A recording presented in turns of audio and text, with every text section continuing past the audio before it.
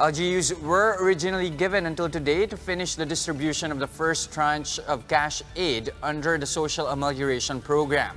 But in some areas, distribution is far from done.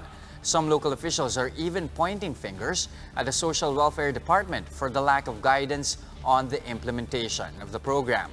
Maeanne Los Baños with a story. 56-year-old Flordeliza Bonaobra is diabetic and she's also undergoing dialysis for her kidney ailment.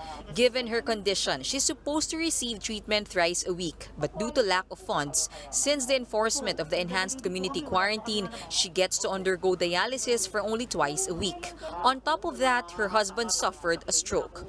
Flordeliza complains that there is no one in their family who is earning right now and they desperately need financial help from the government.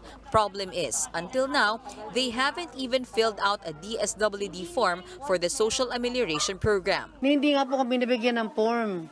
Ang sabi po nila, pumuntahan sa bahay, bibigyan ng form. Hindi nga po. Nung pumunta po yung asawa ko doon, wala na daw pong form. Nilista lang po yung pangalan, sabi na tawagan kami. Nakakailang follow-up na po siya, wala talaga. But their barangay administrator says there is no hope for now that Flordeliza can be accommodated.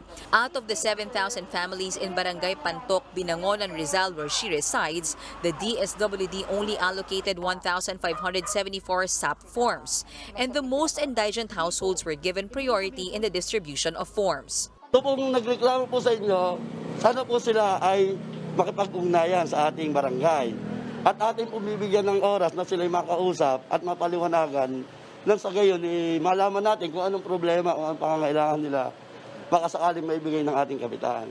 Over at Navotas City, we met Fe Urbano who just received her 8,000 peso amelioration. Talaga napakasaya kasi pambili ng gamot, tsaka pambili ng yung nebulizer, hindi na ako manghihiram. Kasi hinihika ako, meron akong asthma. Lalo na pagka naglalakad akong malayo, nahabol kayo hininga ko. The Navotas LGU has been giving out the financial aid since April 18. But even with the ongoing payout, Mayor Toby Chanco himself admits the process is slow and what took them so long was identifying SAP beneficiaries. And he blames the Social Welfare Department for this.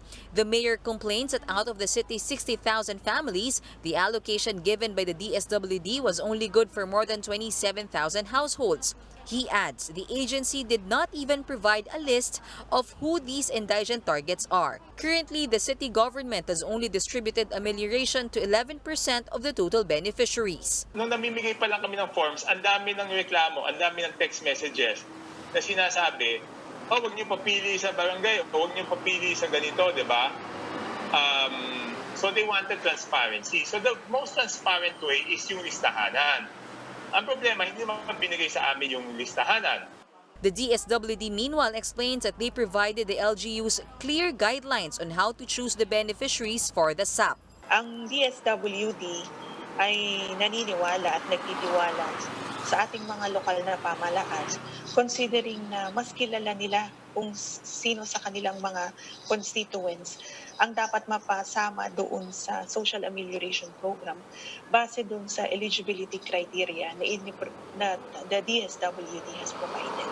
But Mayor Chanco insists they could have finished the distribution of the cash aid faster and earlier if only the list was given to them. Kaya mabagal is because, yun nga, mabagal yung pag-identify at hindi din ganun kabilis mag-distribute ng pondo. Inavotas, kaya medyo bumagal pa kami ng konti is kasi madami kaming natutuklasan na mga hindi nagde-declare ng totoo tapos meron pang mga nagdo-double ng form, double application of form. Siyempre dapat salain namin yan, di ba?